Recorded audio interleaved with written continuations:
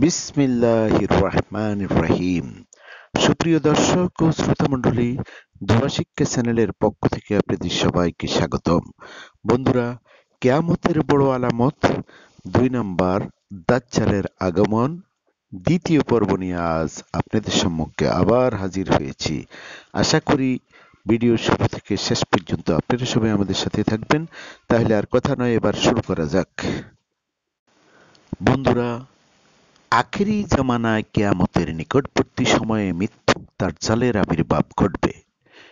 দাজ্জালের আগমন কিয়ামত নিকটবর্তী হওয়ার সবচেয়ে বড় আলামত। মানবজাতির জন্যে দাজ্জালের চেয়ে অধিক বড় বিপদ আর নেই। বিশেষ করে সে সময় যে সমস্ত মুসলিম জীবিত থাকবে তাদের জন্য ঈমান নিয়ে টিকে থাকা অত্যন্ত কঠিন হয়ে পড়বে। সমস্ত নবী আপন উম্মতকে দাজ্জালের ভয় দেখিয়েছেন। আমাদের নবী সাল্লাল্লাহু আলাইহি ওয়াসাল্লামও দাজ্জালের ফিতনা থেকে সতর্ক করেছেন এবং তার অনিষ্ট থেকে বাঁচার উপায় বলে দিয়েছেন। ইবনে উমার রাদিয়াল্লাহু আনহু নবী সাল্লাল্লাহু আলাইহি ওয়াসাল্লাম হতে বর্ণনা করেন, একদা নবী সাল্লাল্লাহু আলাইহি ওয়াসাল্লাম দাঁড়িয়ে আল্লাহর যথাযোগ্য প্রশংসা করলেন। অতঃপর দাজ্জালের আলোচনা করতে গিয়ে বললেন, আমি তোমাদেরকে তার ফিতনা থেকে সাবধান করছি। সকল নবী তাদের উম্মতকে দাজ্জালের ভয় দেখিয়েছেন, কিন্তু আমি তোমাদের কাছে দাজ্জালের একটি পরিচয়ের কথা বলবো যা কোনো নবী তার উম্মতকে বলেন নাই। তা হলো, দাজ্জাল অন্ধ হবে, আর আমাদের মহান আল্লাহ অন্ধ নন।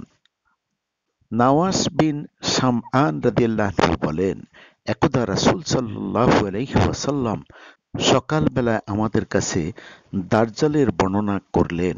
তিনি তার ফিতনাকে খুব বড় করে তুলে ধরলেন। বর্ণনা শুনে আমরা মনে করলাম নিকটস্থ খেজুরের বাগানের পাশেই সে হয়তো অবস্থান করছে। আমরা রাসূল সাল্লাল্লাহু আলাইহি ওয়াসাল্লামের নিকট থেকে চলে গেলাম। কিছুক্ষণ পর আমরা আবার তার কাছে গেলাম। এবার তিনি আমাদের অবস্থা বুঝে জিজ্ঞেস করলেন, তোমাদের কি হলো? আমরা বললাম, হে আল্লাহর রাসূল, আপনি যেভাবে দাজ্জালের আলোচনা করেছেন তা শুনে আমরা ভাবলাম হতে পারে সে খেজুরের বাগানের ভিতরেই রয়েছে।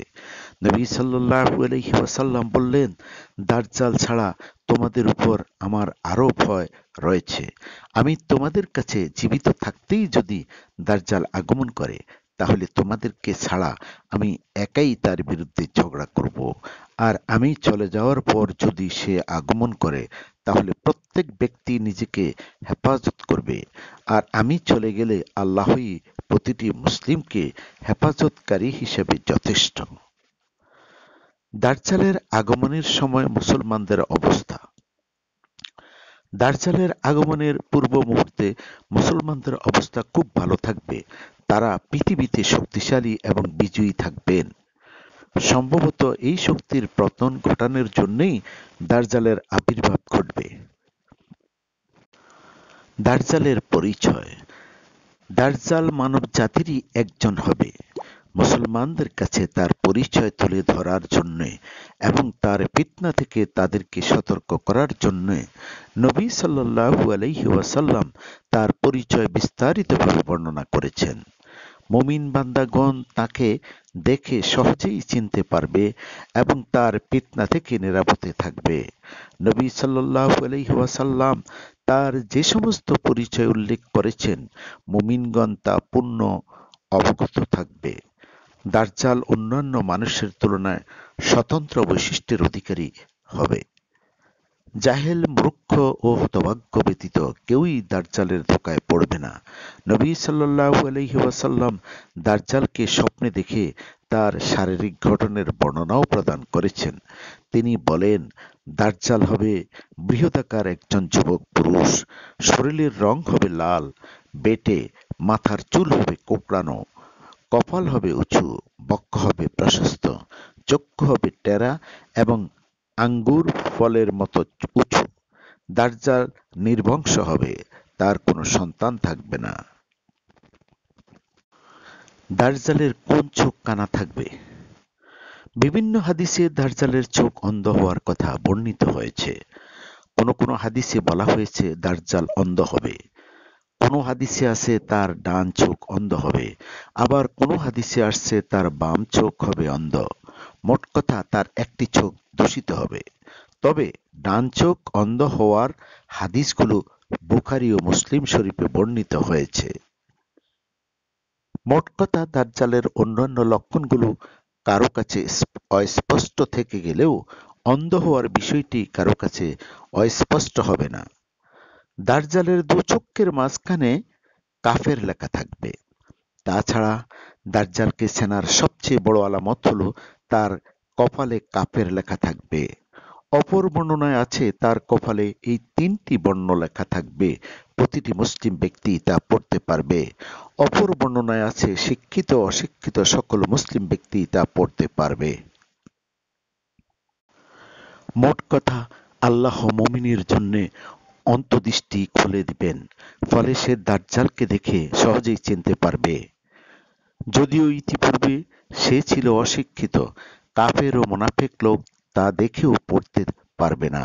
যদিও সে ছিল শিক্ষিত ও পড়ালেখা জানা লোক, কারণ কাফের ও মুনাফিক আল্লাহর অসংখ্য সুস্পষ্ট দলিল প্রমাণ দেখেও ঈমান আনয়ন করেনি। দাজ্জালের ফিতনাসমূহ তার অসারতা। আদম সৃষ্টি থেকে কিয়ামত পর্যন্ত মানব জাতির জন্য দাজ্জালের চেয়ে বড় ফিতনা আর নেই।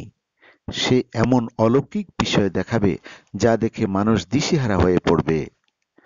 দাজ্জাল নিজেকে প্রভু দাবি করবে ও আল্লাহ হিসেবে দাবি করবে। তার দাবির পক্ষে এমন কিছু প্রমাণও উপস্থাপন করবে যে সম্পর্কে নবী সাল্লাল্লাহু আলাইহি ওয়াসাল্লাম আগেই সতর্ক করেছেন। মুমিন বান্দাগণ এগুলো দেখে মিথ্যুক দাজ্জালকে সহজেই চিনতে পারবে এবং আল্লাহর প্রতি তাদের ঈমান আরো বৃদ্ধি পাবে। কিন্তু দুর্বল ঈমানদার লোকেরা বিভ্রান্তিতে পড়ে ঈমান হারা হবে। দাজ্জাল নিজেকে রব বা প্রভু হিসেবেও দাবি করবে। ঈমানদারের কাছে এ দাবিটি সুস্পষ্ট দিবালোকের মতো মিথ্যা বলে প্রকাশিত হবে। দাজ্জাল তার দাবির পক্ষে যত বড় অলৌকিক ঘটনাই পেশ করুক না কেন, মুমিন ব্যক্তির কাছে এটি সুস্পষ্ট হবে যে সে একজন অক্ষম মানুষ, পানাহার করে, নিদ্রা যায় এবং পেশাব পায়খানা করে। সর্বোপরি সে হবে অন্ধ। যার ভিতরে মানবীয় সব দোষ গুণ বিদ্যমান, সে কিভাবে রব ও আল্লাহ হতে পারে?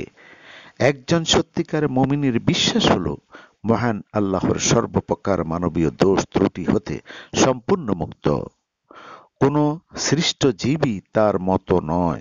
আল্লাহকে দুনিয়ার জগতে কোনো মানুষের পক্ষে দেখাও সম্ভব নয়।